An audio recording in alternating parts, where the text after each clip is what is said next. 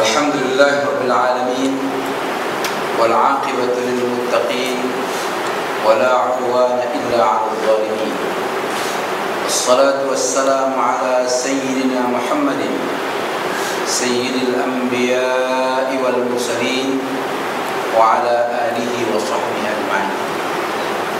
أما بعد، فيا عباد الله اتقوا الله حق تقاته ولا تموتن إلا وأنتم مسلمون.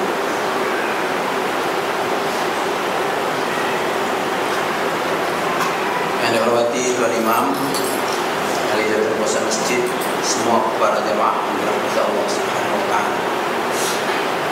Syukur kita kepada Allah setinggi-tinggi syukur karena kita diberi rezeki sebagai seorang mukmin dan muslim, dan tidak ada nikmat yang lebih berharga daripada iman.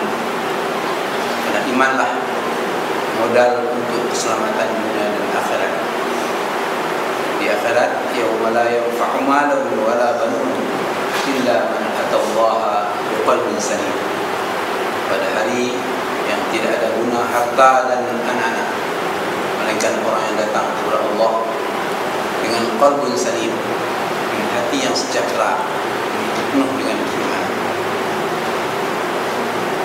Salawat dan salam kepada junjungan Nabi kita Muhammad sallallahu alaihi wasallam, Nabi yang pada musim ini dihina-hina oleh orang kafir, dan kita wajib membelanya dan menyatakan cinta dan kasih kepada Nabi dengan pembuktian yang jelas bahwasanya kita menganut sunnah Nabi dan beramal dengannya sepanjang hidup. Laqad kana lakum fi Rasulillahi uswatun hasanah. Sungguhnya pada Rasulullah itu ada uswah hasanah yang kita wajib mengikutinya dalam hal yang wajib, dan dalam hal yang sunat kita sunat ikutinya, dan yang diharamkan Nabi kita turut mengharamkannya dan berjuang untuk menghapuskannya. Jamaah yang dirahmati Allah Subhanahu wa taala, pada malam ini saya ingin membawa para jamaah untuk melihat pasang surut kebangkitan perjuangan Islam.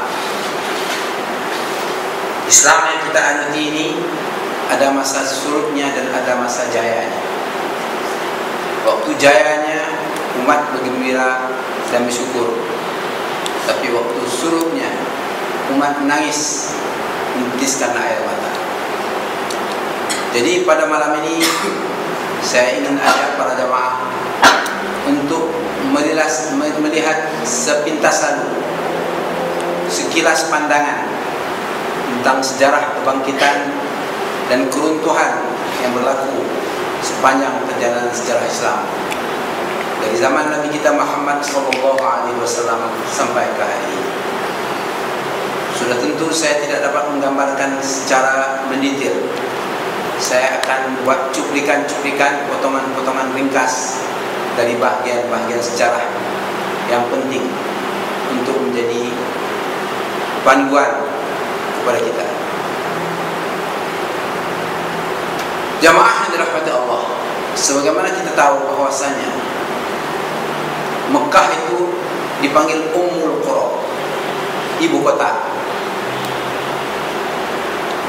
dan dia adalah negeri yang dulunya tidak berpenghuni, tapi dengan perintah Allah Subhanahu wa taala, Nabi Ibrahim diperintahkan untuk menempatkan istrinya Hajar di sana, dan dia pun membawa istrinya daripada Palestin, daripada Kanaan menuju ke lembah yang disebut Bakkah pada waktu itu. Kenapa disebut Bakkah? Bakkah itu asal daripada kata-kata bakia. Bakia artinya nangis. Siapa duduk di situ mesti menangis. Kenapa? Karena kerasnya hidup di situ. Negeri yang tak punya air, yang berbukit-bukit, yang pokok, yang mendatangkan buah pun payah hidup di situ. Tapi dengan perintah Allah Subhanahu wa taala, Nabi Ibrahim membawa Hajar dan membawa Ismail, anaknya yang masih bayi, dan dia letakkan di situ dan diberitahu pada istrinya, ini perintah Allah Subhanahu wa taala, dan terus dia berpaling dan pergi. Waktu itu Hajar memanggil Nabi Ibrahim, tapi Nabi Ibrahim tak berpaling ke belakang, dan dia berkata, inikah cara para nabi? Ibrahim terus berjalan. Pertanyaan itu tidak dijawab.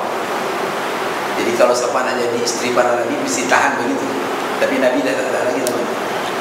Isteri pejuang pun harus tahan begitu. Setelah Nabi Ibrahim berangkat,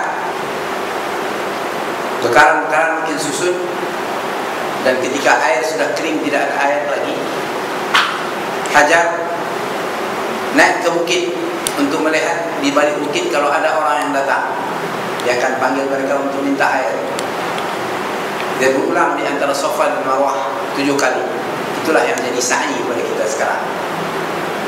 Tapi karena tak ada dia nampak sesiapa pun lalu, dia balik dengan penuh kecewa ke lembah Bakah sambil menitis air mata melihat anaknya pula menangis. Sedang anak dia menangis, anaknya itu menendang tanah. Tiba-tiba dipancung keluar air, dan dia kepung air itu dengan kata-kata zam zam zam zam. Itulah yang menamakan telaga Zam-Zam pada hari ini. Hajar menetap di sana. Oleh karena ada air, burung berterbangan di atas, sebab dia tahu ada air, dia boleh turun minum. Maka musafir-musafir yang lalu di daerah itu melihat ada burung, mereka tahu di tempat yang ada burung ada air, mereka datang. Orang-orang dari sanalah ada yang tumpang buat pondok, buat khemah. Akhirnya terbangunlah perumahan-perumahan di sekitar itu, dan akhirnya penduduknya bertambah. Dari zuriat Ismail inilah turunnya keturunan sampai kepada Nabi kita Muhammad SAW. Di waktu Nabi Ismail masih hidup, orang masih menyembah Allah. Tapi ketika Ismail wafat, generasi seterusnya akhirnya berubah kepada menyembah berhala. Dan kemudian zaman telah berlalu, pendatang-pendatang makin banyak. Akhirnya pendatang merampas kuasa Mekah daripada keturunan Nabi Ismail, dan akhirnya mereka jadi hamba kepada pendatang-pendatang. Ini yang ditakuti oleh orang Sabah sekarang. Pendatang terlalu banyak. Takut mungkin pendatang merampas Sabah, orang dusun kalah dulu. Para jamaah yang dirahmati Allah Subhanahu wa taala. Tapi dari zuriat yang suci ini, akhirnya Allah lahirkan Nabi kita Muhammad sallallahu alaihi wasallam. Dan Nabi Muhammad dikenali di tengah masyarakat sebagai orang yang bersih.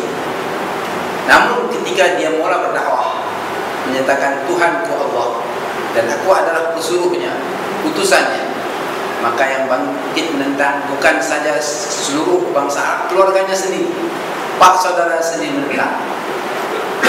Namun walau bagaimana banyak tentangan, dia makin hari makin mendapat sokongan. Setelah berlalu 13 tahun, pengikutnya tidak lebih daripada 313 orang. Kerana tekanan yang kuat dari berbagai pihak, Nabi Muhammad pernah memerintahkan para sahabatnya hijrah ke Habasyah, negerinya Raja Najasyi. Karena Nabi Muhammad dapat tahu bahwasanya Raja Najasyi ini beragama Nasara dan dia orang yang baik. Berpindahlah ke sana 70 orang sahabat tadi yang dipimpin oleh Ja'far bin Abi Talib, sepupu Rasulullah. Dan mereka duduk di sana sampailah Nabi kita Muhammad pindah ke Madinah. Barulah yang 70 orang ini sudah berjumlah 140 orang pindah terus langsung ke Madinah. Jamaah yang dirahmati Allah, perjuangan bukan perkara mudah. Perjuangan mesti menanggung risiko. Dan Nabi Muhammad yang berjuang mengajak manusia sembah Allah, yang mendapat tentangan yang makin kuat bukan makin berkurang. Akhirnya dia ingin untuk mendapat sokongan dari luar Mekah. Dia pergi ke Taif. Dia harap orang Taif, orang gunung, lebih lemah lembut. Rupanya sampai di sana dia dibaling dengan batu, dihujani dengan batu.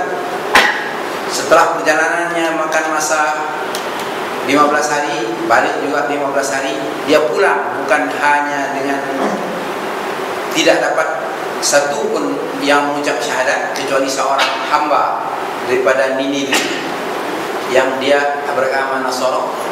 Dia pulang dengan membawa luka, membawa tubuh badan yang sudah penuh dengan luka. Jamaah yang dirahmati Allah Subhanahu wa taala, sesampainya beliau di kota Mekah, dia pula dihalang untuk masuk ke kampungnya sendiri di Mekah, masuk ke rumahnya sendiri. Dia dianggap orang yang sudah keluar, sudah jadi pelarian, tak boleh masuk lagi ke dalam. Tapi dengan jaminan Mut'im bin Adi, seorang yang berakhir dengan matinya dalam kafir, Mut'im keluar dengan anak-anaknya, beritahu penduduk Mekah, aku lindungi Nabi Muhammad. Siapa yang mau mengganggu Muhammad, langkah mayat anak-anakku dulu. Maka Nabi Muhammad dengan perlindungan Mut'im bin Adi masuk ke Mekah. Dan pada malam itulah terjadi Mi'raj yang terkenal, yaitu di tengah derita, seksaan, pukulan yang sangat hebat kepada Nabi, Nabi dibawa untuk bertemu dengan Allah Subhanahu wa taala. Jadi Nabi Mi'raj itu masih dalam keadaan luka tubuh badannya. Oleh sebab itu, pertemuan Nabi dengan Allah Subhanahu wa taala satu pertemuan yang mahal luar biasa.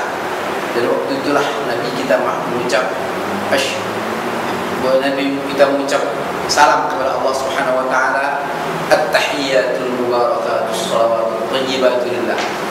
Maka Allah jawab, assalamu alayka ayyuhan nabiy wa rahmatullahi wa barakatuh. Waktu itu Nabi tidak lupa kepada sahabatnya yang ada di bumi dan umat yang akan beriman kepadanya kemudian hari. Dia berkata kepada Allah, assalamu alayna wa ala ibadillahis shalihin. Kemudian bersama-samalah mereka semua mengucap asyhadu an la ilaha illallah dengan para malaikat, asyhadu anna Muhammadar Rasulullah diakui oleh Allah dan para malaikat, dan Allah dan malaikat mengucap salat kepada Nabi, innallaha wa malaikatahu yusholluna 'alan nabi, Allahumma shalli 'ala sayyidina Muhammad. Peristiwa yang begini hebat dikekalkan dalam sembahyang, dalam tahiyat kita, dan kita disuruh ulang-ulang selalu. Untuk orang mukmin yang sadar, dia selalu berhadapan dengan Allah sebagaimana Nabi Muhammad bisa berhadapan dengan Allah dalam Mi'raj. Maka dia sadar sembahyang itu adalah Mi'rajnya orang mukmin. Sebab itu ada hadis yang berbunyi, as-salatu mi'rajul mu'min. Sembahyang itu adalah Mi'rajnya orang mukmin, bukan Mi'rajnya orang muslim, Mi'rajnya orang mukmin. Orang mukmin dapat merasai bagaimana Mi'raj Nabi, suasana dialog Nabi dengan Allah Subhanahu wa taala dalam tahiyat yang dia baca. Karena tekanan yang semakin kuat, akhirnya rumah Nabi dikepung dan dia mau dibunuh. Pada malam beliau mau dibunuh, dia rupanya sudah buat persiapan sebelumnya dengan Sayyidina Abu Bakar dan mempersiapkan seorang penunjuk jalan yang akan hijrah ke Madinah. Nama penunjuk jalan itu Abdullah bin Uraikid. Abdullah bin Uraikid ini masih kafir waktu itu, tapi dijanji dengan upah yang baik, maka dia bersiap untuk menuju jalan kepada Nabi. Nabi keluar di tengah malam ketika rumahnya dikepung. Ada 40 orang pemuda dengan pedang yang cukup tajam. Mereka akan cincang Nabi pada malam itu. Ketika sampai perintah keluar dari rumah, maka Rasulullah keluar di tingkap, dia tidak keluar di belah pintu. Dan Ali dipesan untuk tidur di tempat tidurnya. Ketika Rasulullah keluar, mereka semua tertidur, dan Rasulullah tabur pasir di atas kepala mereka semua. Dan dia berjalan menuju ke selatan, yaitu ke Gua Sur. Dia bertemu dengan Abu Bakar dan mereka berdua masuk ke gua itu. Kebetulan saya diberi rezeki oleh Allah telah masuk ke gua itu, dan memang gua itu sungguh dahsyat. Gua itu sebuah batu yang terletak di atas batu. Jadi lubang untuk masuk gua itu hanya sejengkal setengah. Saya ukur dengan jari saya. Orang yang badan besar tak boleh masuk.